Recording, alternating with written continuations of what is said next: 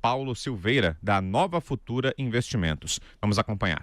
Bom, eu queria começar falando de comportamento de mercado financeiro mesmo, que a gente tem visto uma volatilidade muito forte, o comportamento do mercado muda de uma hora para outra e com leituras diferentes. Hoje, por exemplo, nós temos muitas notícias do exterior, China crescendo menos, não é, do que do longo período, aí desde 92, mas produção industrial melhor, não se sabe se cessa fogo ou não na questão da Turquia, Brexit. Tudo isso, como é que... E o dólar caindo de uma forma mais acentuada depois de ter subido bastante. Luciano? Eu acho que é um pouco de movimento natural do mercado, depois de... mesmo com essa valorização do real, o dólar está fechando a semana com uma pequena alta, na semana passada já tinha subido, então é um pouco um movimento de mercado. Em relação à China, eu acho que teve, olhando do ponto de vista de mercados emergentes, teve uma notícia positiva dentro desses dados aí do PIB, né? O PIB cresceu menos que o esperado, uma desaceleração, menor crescimento em quase 3 décadas lá, mas a produção industrial, fechando o terceiro trimestre, cresceu mais que o esperado. E aí, como a China é uma importadora de commodities, né, nossa daqui e de outros países emergentes, acho que isso acabou ajudando um pouquinho as moedas emergentes como um todo. E o real, dentro nesse contexto aí de ajuste técnico, parece que acabou se beneficiando. Pedro Paulo, sua avaliação em relação a isso? Não, concordo plenamente com o que ele falou. Eu agrego só assim, vamos dizer, a última semana, os últimos 6 pregões foram de inversão do spread entre o título de 3 meses e 10 anos nos Estados Unidos, que é um medidor de risco, é um medidor de percepção do mercado lá fora em relação ao risco de uma recessão, ao risco vamos dizer, da necessidade do Banco Central americano em deixar por muito tempo a taxa de juros muito baixa.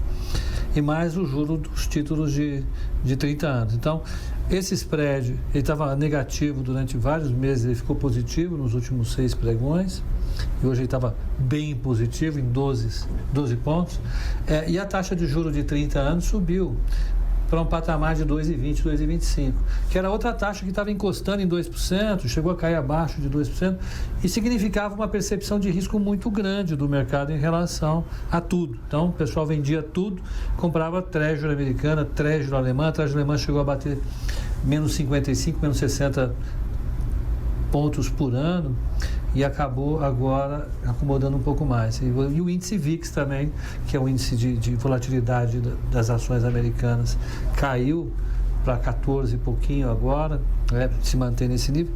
E as moedas, acho que se ajustaram a isso. O Brasil está esperando uma oportunidade para dar uma aliviada no excesso de compra que a gente viu nas últimas semanas, ajustou a isso. Então, eu acho que a percepção de risco global, ela deu uma diminuída, ainda que dúvidas existam de todas as naturezas. A impressão que a gente tem é que o mercado pode ir para qualquer lado, né? E ele tem feito isso, né? A gente tinha tudo para fechar o dólar a semana com alta e, de repente, ele cai para alguns fatores que não tem uma consistência, assim. Porque, no geral, a projeção é de desaceleração do crescimento global, desaceleração dos Estados Unidos, de várias economias, né? Sim, e eu acho que o que está gerando muita volatilidade é essa questão dessa guerra comercial entre Estados Unidos e China, que acaba um dia trazendo uma notícia positiva, outro dia vem uma notícia mais negativa, então isso acaba gerando volatilidade no mercado. E aí, em meio a isso, sinais de desaceleração da economia americana, o mercado apostando num corte de juros por parte do Fed no final desse mês. E aí ficam as atenções também para cada discurso de membros do Fed e aí o mercado também vai Agora, isso é num sentido mais macro internacional também. Agora, pegando o Brasil, a gente tem muito ruído na área política, né? E nós temos essa perspectiva de mais cortes da Selic e as apostas aumentando.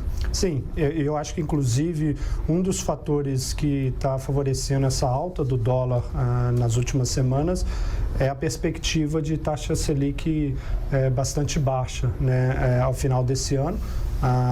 Nós estamos com um call de mais 2 cortes de 50 pontos, que levaria a Selic para 4,5%. Juro real, nisso aí vai vai cair para 1%, o ex-ante. Ou até menos, dependendo da aposta que a gente pegar no mercado. Ou até menos. Então, ou seja, a atratividade daquelas operações de carry trade vai diminuindo, né? E o real acaba, num momento de ruído no ambiente político, acaba sofrendo um pouco mais. Agora, ao mesmo tempo, a gente tem alguns indicadores um pouco melhores aqui no Brasil. Não que sejam excepcionais, mas nós tivemos o CAGED melhor, alguns índices de confiança, algumas questões setoriais de atividade.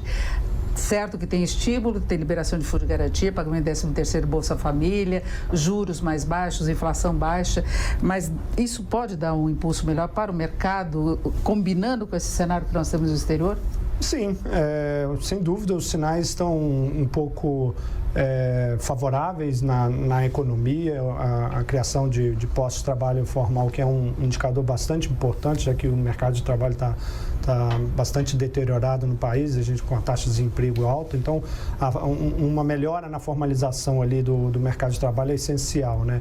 E você tem uma perspectiva de uma recuperação gradual à medida que as reformas vão sendo aprovadas, a confiança vai sendo restabelecida na economia e isso vai gerando sinais mais positivos. Agora, estruturalmente, a gente tem um atraso na agenda, né? Porque a reforma da Previdência ainda ficou para a próxima semana, o governo falou que vai deixar um pouco de lado a tributária, embora o Congresso possa levar adiante, principalmente a Câmara, mas tem reforma administrativa para ser engatilhada aí, algumas coisas mexendo com contas públicas, mas tudo muito devagar, né?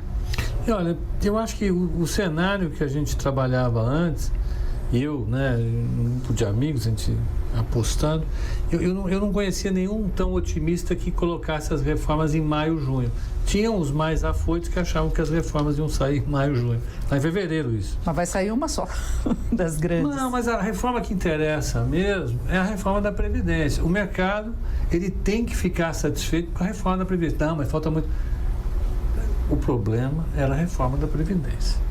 O fundamental era a reforma. Vai sair agora em outubro. Existem outras reformas que são importantes.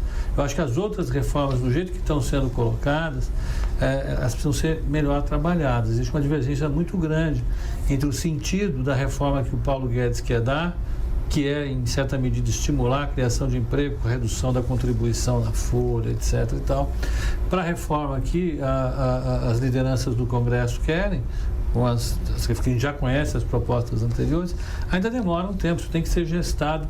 Eu trabalharia com algo entre o primeiro e o segundo trimestre do ano que vem, talvez do ano que vem, quem sabe do outro ano, em algum momento, mas eu acho que o mercado já poderia trabalhar um pouco mais satisfatoriamente com a reforma da Previdência.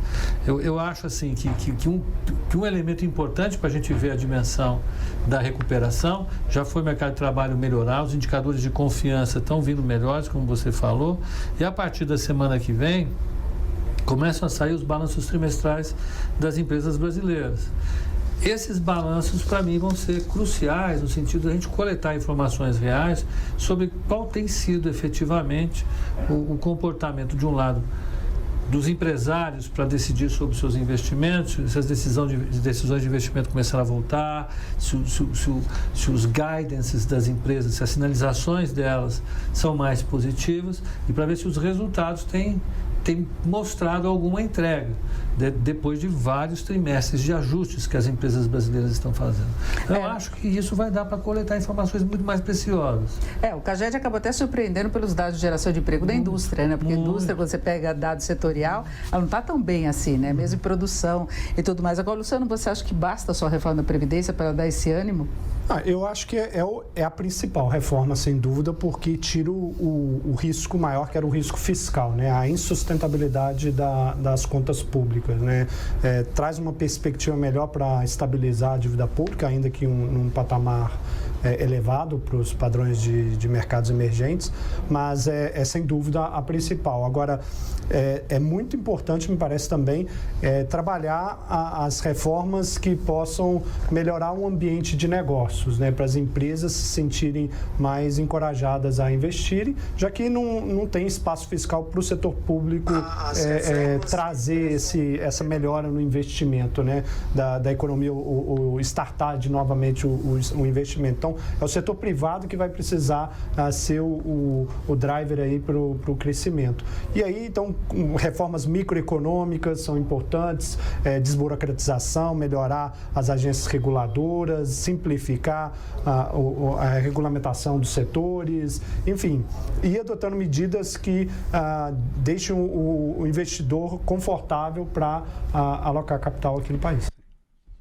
E a íntegra do Economia em Foco você encontra no nosso canal do YouTube, o canal Jovem Pan News.